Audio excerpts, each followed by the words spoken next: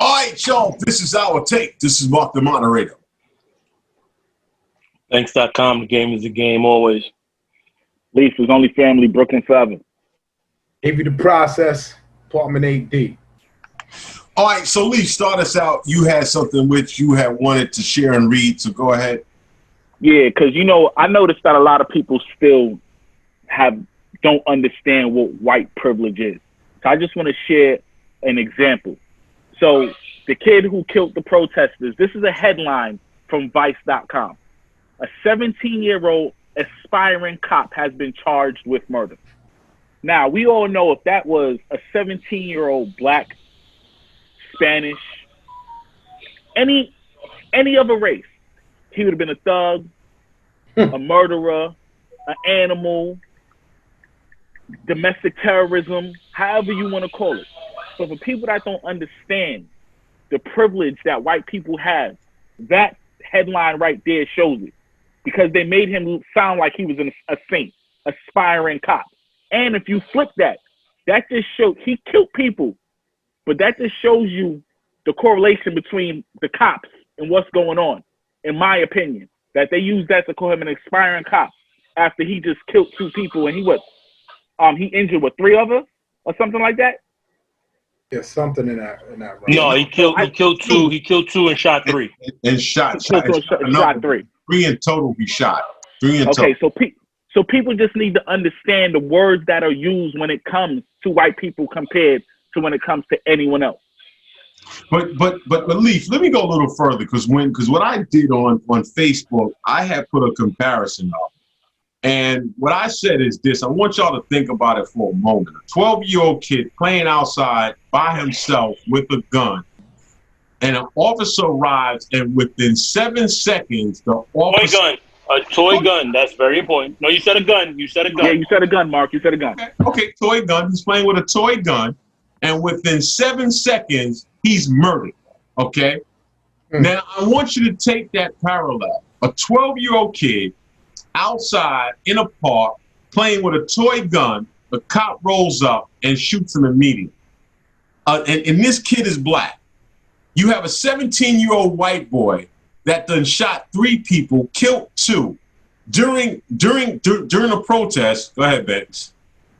Mark, I'm not gonna let you do that because I'm gonna do exactly what the media does. That's not a white boy. That's a white man. Because Michael Brown was a black man. Okay. He's 18 years old. Listen, okay. That's what I'm saying. Okay. A white dude, I like that, Banks. That, Banks.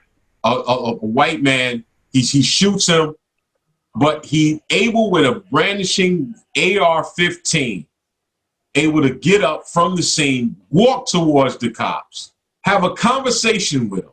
They give him water, okay?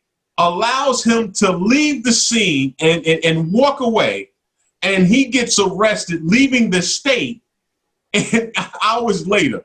Now, if that's not white privilege, if and one of us in that chaotic scene right there goes towards 3 officers with a rifle, we're gunned down. And let me just add this, because again, society has based any person of color to be looked at as to be feared. That is what society perpetuates, this idea that we ought to be feared. We can do the same exact thing that a white person does. It doesn't play to the same cadence. It doesn't have the same sound to it because they breed off of fear. If you watch the conventions that's going on, what is the GOP doing? They are stoking fear into people. If you think about what they run on, they're going to take your job if you vote for them. They're going to take your house if you vote for them. Nothing's going to be said. It is stoked on fear. And let me just be clear about something. When we demand justice for any type of murder, whether it be a regular murder or police murder, That's not anti-racist work. Let's be clear about that. That's common sense. The anti-racist part is dismantling the system that allows this to continue to happen. Let's be very clear. This is really common sense. You murdered somebody, period. I don't care if you got a badge on. I don't care what you got. You murdered somebody. The same rules don't apply because the person that they murdered is somebody that you're supposed to fear. That's the reality of what the media and what this country has set us up to believe. And this is why I keep saying we have to at some point say enough is enough. And again, I just want to really touch on what we started with.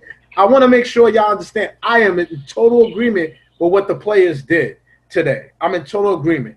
And if we got to bang them in their pockets, we got to bang them in their pockets, and we got to bang down the doors, whatever we got to do. That's what's going to get it to work. This country respects two things, man: money and violence. It's true. Go ahead. Okay. Well, okay. Now. Commerce and violence. It's basically the same thing Lee said. I've been saying that for the longest, man. The only thing they respect in this country is commerce and violence. You affect their pockets, they will listen. You extract some sort of violence, they will listen. Listen, I posted a meme the other day, and it's the truth. They tell us to protest peacefully. They started a war because they couldn't keep us as slaves anymore. But yet we supposed to protest peacefully, right? They riot when their hockey team loses. They riot when their baseball team loses or wins. Big facts. We talking about human lives. And protesters, think about this. Protesters got shot for somebody protesting. I mean, because protesters were shot because they were protesting the fact that somebody got shot by the police. No, listen. Let's go one further. We see videos of officers supposedly. I don't know if they're sheriffs. I don't know what branch they were with, but they emboldened these vigilantes to do that, giving them water, telling them to go out and do that. And yo, we will disappear, let y'all do what y'all do. These white racist terrorists did this. And that came from a mobilizing. And what I have a problem with is this here. And I listen to the chief or the sheriff of that county say the following. They have a problem with outsiders coming in and protesting. But yet you told the world that you have you have mobilized all these forces to come here during this protest that was outside of your county. But you don't want peaceful protesters coming in, but you want to bring military people from all over. The National Guard you called in to come in to help you, which is not from your county. Don't sit there and now have a problem when other people come there to protest over something that your people have done. That's the bullshit. That's the grand delusion right there, Mark. That's the great distraction. Come on. So what I do is, you are protesting something that I know is wrong, but I am complicit with. When you come there to protest, what I do is I switch the narrative and I say, hey, I'm trying to stop you from protesting. So let me let the world know I'm bringing everybody in there to cause to maintain some civility. And guess what gets lost in it? The fact that a dude was assaulted, attempted murder 7 times by cops. That's what gets lost. And this is what they do. This is what happens with white folks. So white folks, unfortunately, and this is a part of their privilege because they can't process this. You know, what they don't understand is that they don't understand the human life, the dignity of what happened. See, and that's the biggest piece. Oh, you about to go somewhere now. The dignity of being treated inhumanely. That's really the problem right there. The problem is, but wait, let me finish this. So the problem is that the first thing they do, why do you think that they always say, yo, black man gets murdered by cops who was attempting to do something? They're never going to tell you about anything positive because they're trying to skew your idea of what actually happened. That's what they're doing. So what they do, and white folks who have privilege buy into this, wait a minute, because what you going to hear tomorrow, Mark? Wait a minute, he had a knife. Mm-hmm. Wait a minute, he was assaulting the mother of his kids. Wait a minute, why was he acting like that? He had kids.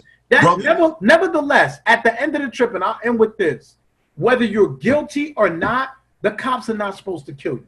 Period. Brothers, but do you want to go deeper in this? Because let me bring this to the table. And let's be honest. Most white folks understand and really think that we should be killed like that. That's what they really feel, because of we are less than. They have been taught in various manners that we are less than. So that's why you shut up and dribble. That's why, what are you protesting for? That's why we don't care. That's why all lives matter. Because in their eyes, in their psyche, they look at us and be like, yo, listen, y'all have the privilege of just being here. That's the only that's the only privilege you have. If we shoot you, that's fine. If we kill you, that's fine. Yo, get over it, because we enslaved you. If we were able to oppress you and also enslave you, then why should I have a problem with killing you? Yeah, I mean, I agree with that. I agree with that sentiment to some degree, but again, this is where we're also taking components of the privilege out. If the reality is that they don't have to deal with that. They don't have to worry about the things we got to worry about. I would recommend, I don't know, I know y'all know who Wale is, but if y'all haven't seen his video, Sue Me, you need to watch that video, Sue Me. It explains, he had to make a video to explain exactly what that looked like. Let me go one further. If 50% of white America woke up black, they would go back to sleep. Yo, that's a good point. That's a good point. You know, the saying is always they want our rhythm, but they don't want our blues. That's they don't want to walk in our shoes, and I say it all the time. Until you can walk in our shoes, man. Yo, somebody said it earlier. I was watching. They said white fathers do not have to give their sons, their daughters, the talk. We have to give our kids the actual talk. We have to worry about them walking outside. And and let's be honest, we have a double-edged sword, because we have to fear the cops. We have so many fears for our children, but not only them, our damn selves. Yeah. We have to worry about us driving the car, us doing something. Yo, listen, think about something. George Floyd wasn't much younger than us sitting right here right now. So let's not lose scope of that, man. Also, let's talk about the fact that white America knows what they're doing. That chick in the park, that was wanted to call the cops on that black man. She know exactly what she was doing. Yeah, she knew exactly what she said, and she knew the keywords to hit to basically make him leave him alone. Hey, I'm going to call the cops, and I'm going to tell them a black man is threatening my life. And she knows what that would trigger, what that response would trigger. She got on the phone and gave a whole speech. Yes, so they know what they're doing. That all lives matter. They know when we say Black Lives Matter, it's not about we saying we better than y'all or anything like that. They're fully aware of what's going on. They're just doing. They don't care. That's the thing. They don't care. No, they care. They care. They just don't want us on the same level. They care. That's why they shut it down. If you don't care, you wouldn't say anything. Exactly. You'll be all for it if you ain't care. Because they do care.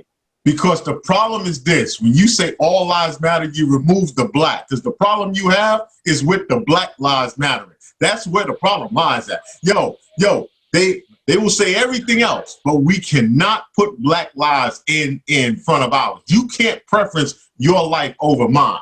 My privilege will stand out above yours, and that's where it falls at, and that's why they don't want to hear it. That's why that slogan sits so much and bothers them. Oh, Black Lives Matter. No, man. Yeah, it really does. All of it is foolishness. Blue Lives Matter. You could take off that uniform. You a cop for a couple hours a day, 8 hours, 9 hours, 10 hours, whatever. I'm black. That's fact. I'm black 24 hours a day, right? Yep. So don't ever tell me no Blue Lives Matter, all lives matter. That's bullshit. Listen, let me say it. If they had the same energy for all these other lives, then guess what? Our lives wouldn't have to matter so much. But you got different energy when it goes other places. That's why that Blue Lives Matter bullshit, it only matters is when they're gunned down. It doesn't matter when we're gunned down. So that's why I said if there's no fair balance, if this isn't equal, then guess what? There's a different playing field. And that's a major problem. And think about this. These cops, after watching 3 months of basically the country burning and protesting everywhere, still felt like it was okay to shoot a black man 7 times in the back. Yep. And America as a whole would rather watch their cities burn to the ground than hold cops accountable for their actions. And that's a great point. That's a great point, because there's a lot of people standing behind this officer, and that just speaks to one thing once again: how embedded racism is in the people, and why it's hard to see racism ever leaving here. But let's start talking moving forward. We're going to come right back, everybody. We're going to talk about a deeper conversation about now sports and the boycott and what we see the players doing going forward. We'll be right back. This is Our Take. Peace.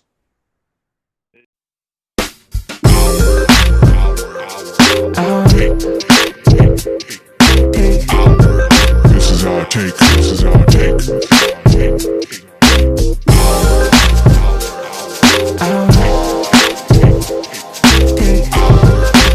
our take. This is our take. This is our take. This is our take. This is our take. This is our take.